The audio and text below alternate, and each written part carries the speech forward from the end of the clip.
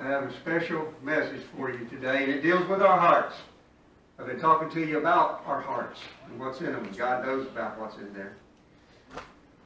Beginning in verse number 4. Peter and John looked at him intently. Everybody say the word intently with me. Intently. And Peter said, "Look at us." The lame man looked at them eagerly, expecting some money. But Peter said, "I don't have any silver or gold for you, but I'll give you what I have. In the name of Jesus Christ the Nazarene, get up and walk." Glory. Amen. Come on. Amen. Today, I would like to speak to you about look at the beggars. Now remember, we're talking about what's in our hearts. Come on. Okay? Look at the beggars. Now allow me to lay a little bit of groundwork for you before I get into my main point today. I have a dear friend of ours who's going on to be with the Lord. He would preach a 25-minute sermon, and he would use 19 and a half minutes to lay his groundwork. And then he'd preach to you for about 4 minutes. Okay, well, that's kind of what I'm going to do today. So y'all bear with me. Let me lay some groundwork. But like beggars, let's think about who beggars are. Beggars rely on other people for provision. This beggar in our story here from Acts 3 needed someone to move him from place to place so he could get to where he was going, to the beautiful gate there. And he was begging for money for the ability to be able to pay for his basic needs there. Now beggars today do the same kind of thing. They seek help from other people because they're convinced that they are not capable of providing their basic needs by themselves. Today's beggars may have a physical ailment that they believe keeps them from being able to earn a living. They may have emotional or mental disorders that create a wall around their lives, and that wall has one gate. It has one gate to it. And that gate is called dependence on others. You see, they put a wall around their lives, and they only have one way in, and that way in is called dependence on others. Now, may have been taught by other people that people should supply their needs because of their names or their socioeconomic status or even their race or their national origin. Regardless of the reason, they think, just like that beggar did at the beautiful gate, they look for someone else to help them get through life. Now, beggars don't see themselves as being like other people. This man knew he was lame. He did not believe he was like everybody else who could walk. Beggars today have the same kind of feeling of being different from normal people. They think everyone else is blessed, but they will never be blessed in the same way. They have a particular kind of self-image. Their self-image is one of poverty. It's one of inability. It is one of lack. That's who they believe they are. The poor. The ones who can't do. The ones who need everything. Now, today's beggar could live in a ghetto, or they could live in a cul-de-sac in suburbia around a big city. But they don't see themselves as ever having enough. They believe they're ostracized by society because of who they are, and they believe that they will never be given a level playing field by all of those people that they think have enough. They're bound by the chains of their identity and their self-image. They wear their beggar status like a medal because they believe they're different. And they believe they should be taken care of by others because they have that medal. Here's something about beggars that I need to tell you something today. Beggars are so accustomed to begging that they don't realize they can change. They have been in that life for so long that they don't have any concept that they can live a different way. Don't let that sink into your hearts and spirits here, folks. Now this man that's in Acts 3 there, he was brought to the temple gate every day by some friends to be able to beg. He only knew begging as the way to exist. Now, beggars today do not see themselves as ever being able to break away from being a beggar, from being poor, from being neglected, from being put down by others, from being the downtrodden in society. They don't ever see themselves as being able to change. They don't realize they can change.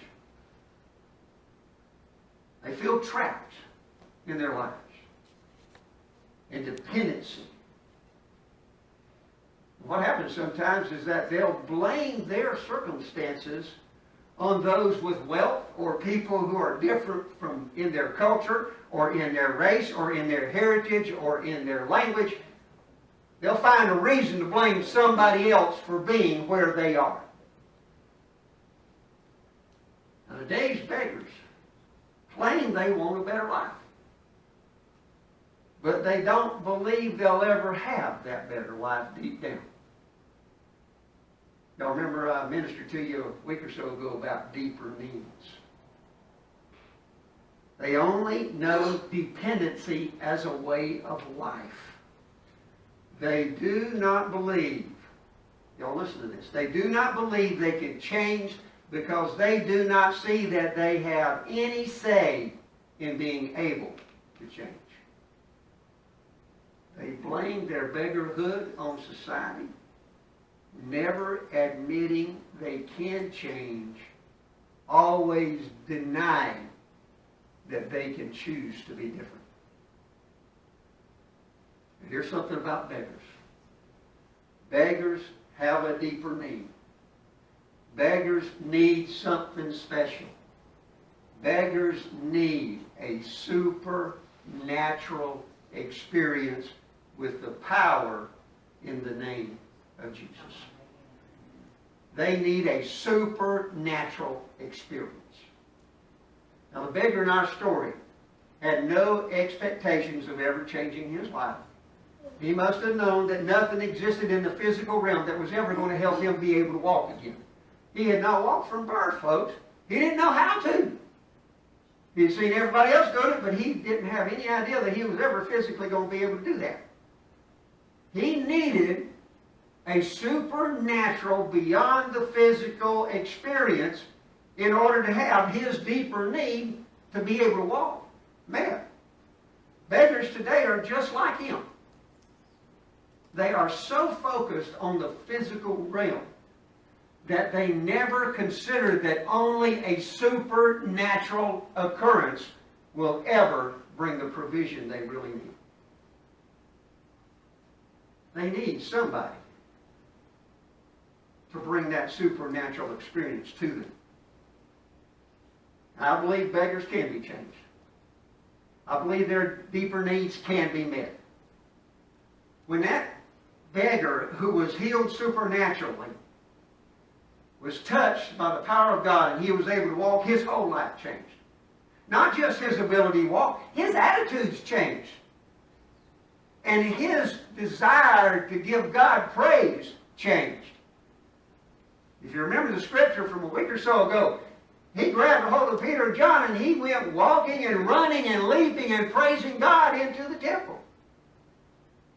You see, beggars can change. Beggars today are like that man who was a beggar. I believe they can change. And I believe they can change completely just like he changed completely. If they could just receive from God, as servants of God, minister to them under the love and the mercy and the comfort and the power and the authority that we find in the name of Jesus Christ. Okay, now, lay my groundwork. I want to get to my main point now. Peter and John had walked by that beggar daily on their way to prayer. Now, it was custom to have organized prayer 3 times a day, in the morning and noon and at night. So if being good Jewish fellows, they probably walked by that beggar at least 3 times a day on their way to the temple, to the prayer service. That day, the scripture says they looked at him intently. They looked at him intently.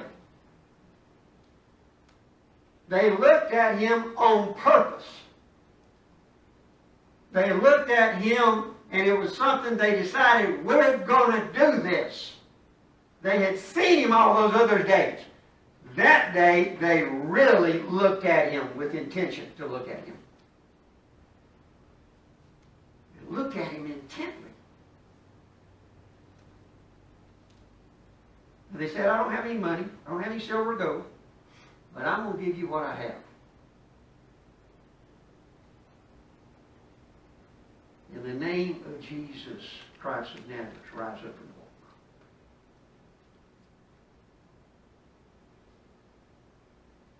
They had seen him countless times before. But that day, they looked at him intently. And they told him to pay attention to them. I have a question for you. Do you know any modern day beggars? There may have been somebody's face or somebody's name flash through your mind while I was laying the groundwork for where I was going with this. Do you know any modern day beggars? Now, if the answer is no, I don't believe I do. Well, I have another question for you. Are you willing to go try to find one? Now, if the answer to my question is yes, I know somebody who is a modern day beggar. Yes, I had somebody's face flash through my mind while you were talking about who beggars are today. Now, if the answer is yes to that question, then I have another different question for you. Are you willing to take a supernatural experience to their lives? Are you willing to look at them intently, with intention? Are you willing to purposefully look at them and open your spiritual eyes so you can see their deeper needs that need to be met? They're going to be begging about what's physical, about what's temporary, about what's right now, about what taking care of me today is going to be about. That's not their deeper need, folks. It isn't their deeper need. They have the need to be able to show them that there is hope and peace and life and liberty, freedom from the slavery of fear in Jesus Christ. They need to be shown this. At the beginning of this message, I made a comment to you that God knows what's in our hearts, and I've been speaking to you about what's in our hearts. And God knows the answer to my question that I just gave you that's in your heart. Will you go find a beggar? Will you? I'm asking you to commit to do something today. I am asking you to commit to go outside these walls and look at a beggar. We've got them everywhere. We have them everywhere. And you probably walk by them every single day. You may have seen them every week for the last 5 years. Look at them intently. Go outside these walls and find you a beggar. Let's pray. Dear Heavenly Father, God, you know my heart. You know that I've shared with these good folks what you gave me to share with them. And now I am calling upon you to let your Holy Spirit do the work in their lives that you want it to do. Lord, you know what's in our hearts. You know whether or not we are willing to help somebody that you point out to us and that you show us a deeper need for. You know that whether or not it's in our hearts, God. I'm calling upon you right now, and I'm asking you to touch the heart of everyone under the sound of my voice to be willing to look at a beggar this coming week. And not just look at them, Lord, but look at their deeper need and follow your guidance to try to help their deeper need be met. In the name of Jesus, I ask this. Amen. And amen. God gave me what to tell you. I know that we've got 4th of July is coming up, and almost every pulpit around this area is preaching about liberty today. Well, we sang about it. We sang about liberty today, folks. We sang about what's in our heart today. We sang about the things that are going to be important.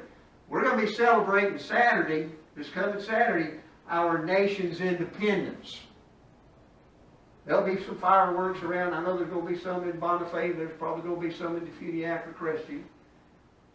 But as we celebrate our nation's independence, we're going to see beggars out there that aren't out of bondage yet. We're going to see people who haven't been set free yet. And I want to encourage you. Go out there and look at them on purpose. And see if you can see what their deeper needs are. And then follow the guidance of the Holy Spirit of God. And if you can, meet their deeper need.